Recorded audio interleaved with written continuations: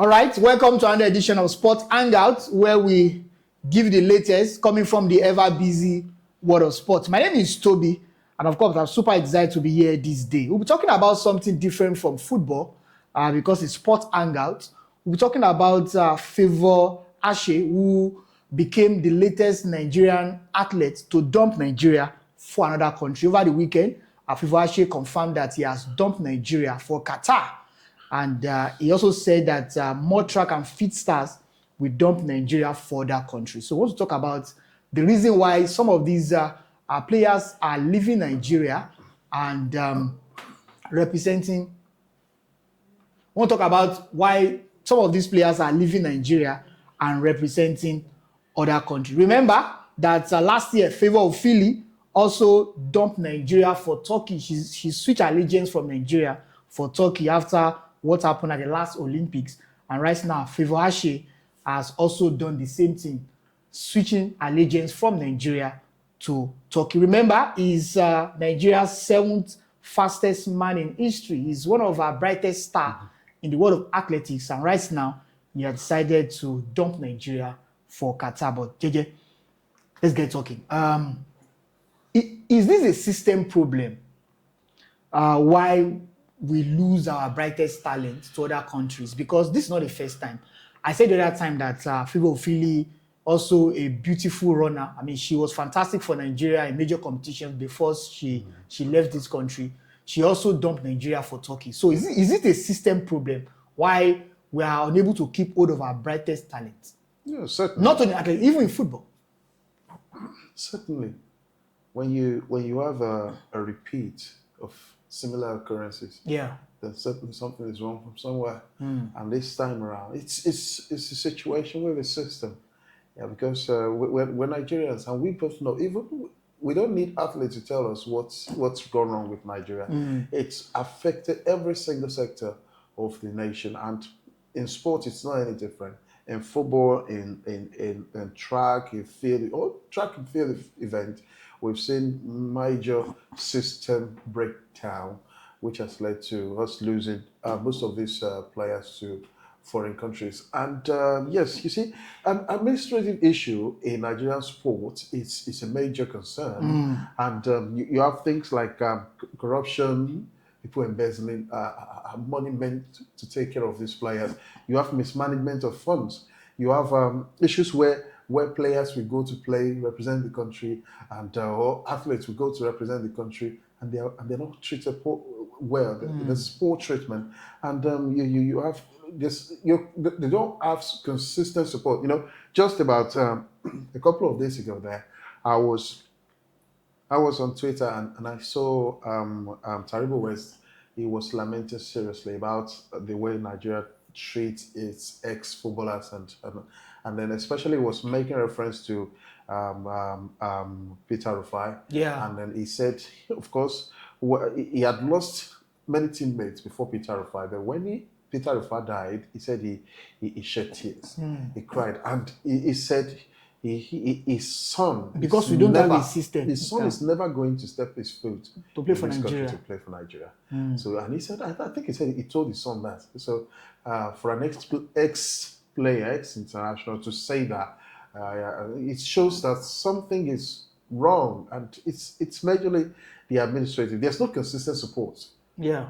Before, during, and after their playing days or the dates of representing the nation, and I think we're not. They're not serious as a country. When there's no support, Yeah. How do you expect professional stability? How do you expect these players to be stable professionally? So if these players representing Nigeria, for instance, if they don't have football clubs in Europe they play for, it's just Nigeria, how do you think they will survive? So it's just these things. The major problem is administrative problem, and I don't think we are ready to even address that issue soon. All right, JJ, if you look at the world of football especially, we have Nigerians playing for their countries. Bukayo Saka is Yoruba. He should be playing for Nigeria, but he's playing for the Three Lions of England. Noni Madueke is Igbo. Yes. But Madueke is playing for England. You got Gabriel Agbola, Karim Adeyemi. Karim Adeyemi, by the way, is from Ibadan. And he's playing for Germany. I mean, we have a lot of Nigerians. Even Musiala. Musiala, yes. He's Nigerian born. I mean, these are great stars that should be playing for Nigeria. Musiala alone. I mean, fantastic footballer. Noni Madrid. These Having are those ones great players, but you're not talking about. But they're not playing for Nigeria. I mean, so you have talked about the problems. I mean, you said the administrative problems. Oh yes, there's so many problems. It's not just administrative. You have about the financial remuneration. Yeah, players go to that, and then you hold them their arrears, their bonuses. You're not paying them. Who is doing that? Where's that problem go? Who's in charge? And there's no accountability. You don't do all that, and there's no measure of accountability to come and say, oh yeah, we found the culprits and we've punished them. It's something that's been, I can tell you that since we were young, we've been experiencing that. Yeah. We've had, especially with match bonuses, we don't know where it goes. And I think there's a system they used to silence those eventually. And one other thing is, you see, athletes, they are concerned majorly about getting sponsorship deals. Yeah, definitely. You don't have the opportunity here. They lack the opportunity for that here. And so when they see the opportunity together in other countries, it's even quite easier for athletes than footballers. Footballers, once you represent a country, you play senior level, once you can't switch allegiance. But I think for runners, for athletes, it's a bit easier. They can switch allegiance almost anytime they like. So you have sponsorship deals, you have poor treatment financially, you have lack of support, and then the development. How about development? Yeah. What sporting facilities do we have here to help our players develop? You have players that once they get injured, they're in trouble. That's the end. And so just what does it take them to help rehabilitate injury? System. I think somehow the Europeans, it's even cross-bordering from Europe to Asia now. You are having most of them switching to Asia, to Qatar, to Saudi, to Bahrain, and all that. And so they are sporting talents there. They are recruiting them, and they are getting things. And in fact, look at there's a particular lady, Ebelechuku Antoinette, and she was also born in Onitsha. She had to change name to Salwa Head Nasir. Yeah, she switched allegiance to Bahrain in 2014. So that's still recent. And at the 2024 Olympics in Paris, she won silver at the 400 meters for Bahrain. Wow. She won silver. That's another talent we lost to Bahrain. Bahrain, under normal circumstances, would you compare Bahrain with Nigeria in sport? But then it's what it is. So there are many of them. Tivoashi is not the first to switch to Qatar. No, we have this Femi Ogunde. Yes, Yoruba. Switch a sprinter as well. Switched in 2009, and he became standard in Asian Games champion, and he won multiple Olympics as well. Multiple Olympics, not just one. So that's why I said it's cross-bordering from Europe, from America. It's now moving to Asia, and I think there's goals in Asia and of course Nigerians. Okay. Once we can find gold somewhere, we're okay. But JJ, there's a flip side to it, because some of those guys that have left Nigeria to represent other countries, they get bad treatment. So I have a lot of examples to cite. Now, Bukayo Saka is a Nigerian, he's Yoruba, but he plays for England. And I remember the Euro 2021 when he lost, he missed the penalty. And that was when they said Nigeria-born English footballer, Bukayo Saka. We know that Bukayo Saka plays for Arsenal. When they are winning, they are English people, they are Anthony Joshua. Yes, whenever he loses, he says he's a Nigerian-born British boxer. I mean, is this not discrimination against them? It is. And then a player like Gabriel Bola only played once for England. Exactly. And then he couldn't play for Nigeria as well. Again. But of course, there is a flip side to it. If you decide to leave Nigeria and say you want to represent other countries, they don't treat you as their own, especially when result goes south. I think for someone like Gabriel Agbola, it's just a situation of it was a at the wrong time. At the wrong time. You couldn't displace people like Wayne Rooney, like German Defoe, like Peter Crouch, like those guys were there. Michael Owen. No, those guys were playing for big clubs. They were playing. He was playing for Aston Villa. They were not just playing for big clubs. They were top players themselves.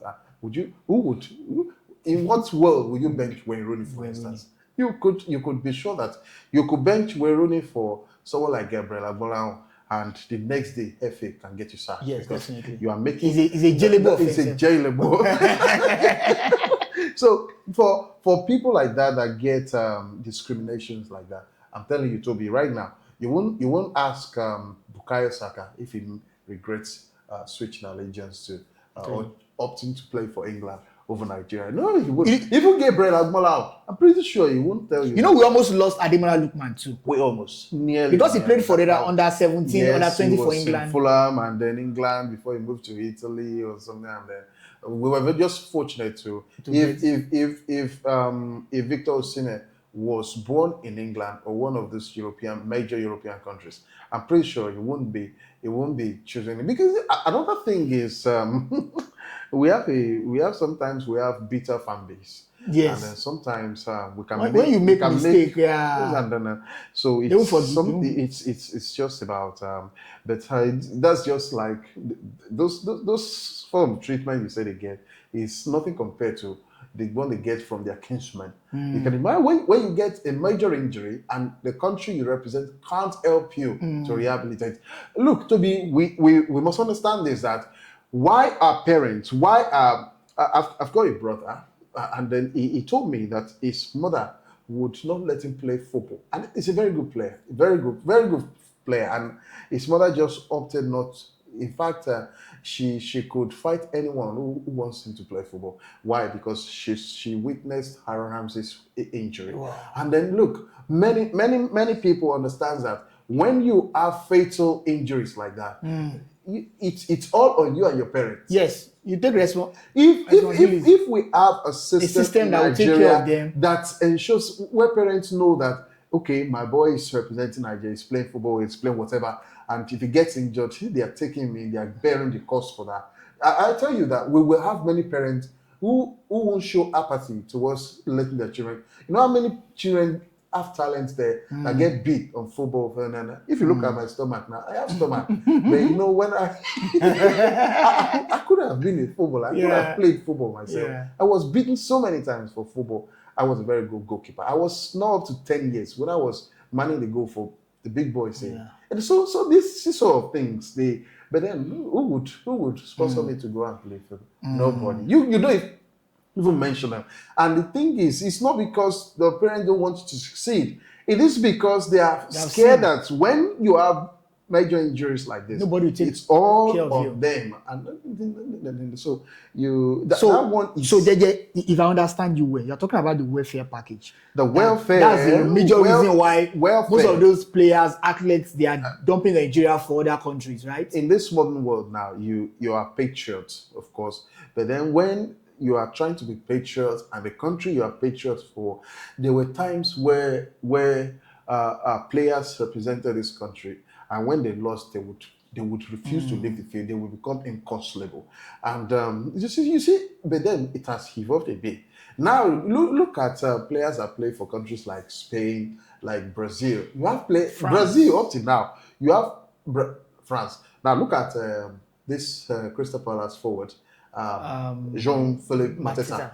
Mateta is having a go at Crystal Palace now because he feels they will hamper his chances of playing for France. Yeah. But this thing is to fight your football club, the one that pays you even more than your country. Because that's something look at that mentality shift. Look at it. Can a Nigerian fight their football club because they want to? That speaks volumes. But JJ, we must have solutions. What do you think can be done? Because see, I'm looking at it hypothetically that if we had kept most of those stars, by now Nigeria will have won a lot of things from sports. Just imagine we have Saka, we have Madueke, we have Agbola, you have those guys, Karim, Adeyemi. These are fantastic guys now, better than what we have in the Super Eagles team. And we look at athletics as well. We've mentioned Francis, the other guy. Yes, Francis Obikwolu. I mean, these are great talents. There's even Gloria Alozie. I mean, who opted to play for Spain. Just imagine. She opted to choose because Spain. If we had a world-class hurdler, if we had kept, she won gold. And it's also a problem in the African continent because if you look at France now, in fact, the despicable one out of all this is the lady that had to rename herself. Just to fit in. Changed to Salwa El Nasir. Just to fit in. Just to fit into the context. That's terrible.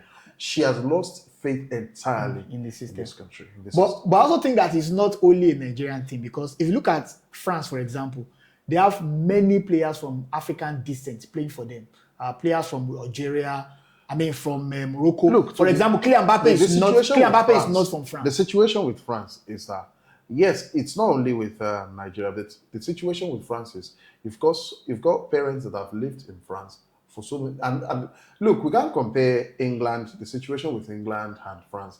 In England, they have strict policy in getting people inside the thing. But Africa, France, for instance, especially the colonies, you understand, where France dominated, they assimilated them into their system. Yes, yeah. And so it's easy for people, someone from Cote d'Ivoire, for instance, someone from Senegal, to travel down to relocate to France. Yeah. Than someone from Nigeria going to England, for instance. So it's that system has helped them bring in a lot of and some of these people, their parents were born there. Some their grandparents were born there. They moved there, and so it's different. And I really don't think there are many white footballers in France who are white people in France who are interested in football. Yes, to be honest, look at their great stars. They are from Africa. It's just mixed race, Africa, complete Africa. Even Thierry Henry, we need to investigate. Even the ones, yes, he has African descent. It's not about you have look at one of the greatest, if not the greatest, French footballer, Zinedine Zidane. Just Algeria there. Algeria. But his son is playing for. His son is playing for Algeria. Yes, he's from Algeria. So his son opted to play for Algeria. It's something that's massive. That means they've got and. Look, you remember Kevin Boateng and Jerome Boateng. Ghana and Ghana, Germany. And Germany. And so one chose Ghana, the other chose Germany. Imagine, brothers. Look, countries like Algeria, Morocco, Tunisia, these countries have evolved. And so look at it, for Zinedine Zidane's son from France to choose to play for Algeria in Africa. So I think it's... Maybe he also thought that it would be difficult for him to play for France. It will be difficult. Because we've had we have players who knew that it would be difficult for him. And they still went. It would be difficult for him to play for Germany. And they still play for Germany. I don't know how many caps that he has right now. Maybe one or two. So it's the system. But they prefer to play for those countries. They prefer. And then forget about Nigeria. They prefer. Don't even come there. Toby, you forgot. There were times where we had this scandal that Nigerian players would fake injury. When it's time for call-up. Yes, they don't want to play for Nigeria. They almost like the next week. They will be fit again to play for their clubs. How? When did you be that? Yes, because it is what it is, unfortunately. And you were talking about the solutions. Yeah. Because we cannot continue like this. The solution, the topmost solution is from Toby. The solution is going to be massive. To bottom. It's top to bottom. It's not bottom to top now. It's top to bottom. And yes, we need people with integrity and accountability to start manning the affairs of both in NFF and the NAF. Otherwise, we are going to run ourselves into, we have just started to decline. Otherwise, in fact, we are lucky with the footballers that we are having footballers who are coming to represent us again. How do we Nigeria? But these athletes, like, they don't have joy. Once they just look at all of those players you mentioned. Let them, if they were in the Nigerian team at AFCON, at the recent just imagine. Who is Morocco? Morocco. We are talking about those people like Hamad. They want to come and play for their country. People like Mbumo, even though Cameroon was poor, played for Man United, yet they chose to come play for Man United. Mazraoui was almost half fit. Yes, he still played almost all the games. Hakimi was not fit. He played for Morocco. These people were passionate about it, and we don't blame them. We don't blame them. Would you want to, as host nation, would you want to not play as captain of the team? Yeah. So the thing is, we have to really start putting people who know about structure. Toby, you are bringing a banker or a doctor to come and be the director or the chairman of Football Federation or athletics. You don't do that. You know someone that knows somebody that knows somebody that knows somebody. Look at these major football clubs in England, in Europe. They recruit ex-players as director of football, as technical director.